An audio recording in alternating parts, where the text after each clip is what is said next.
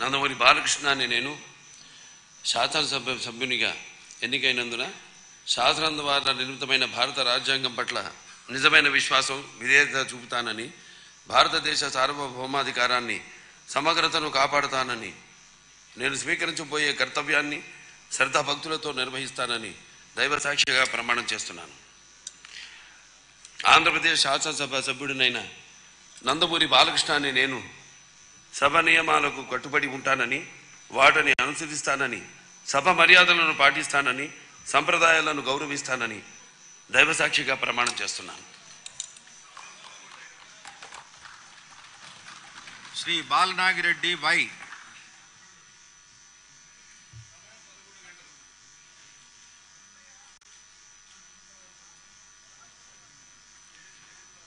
Shri Balaraju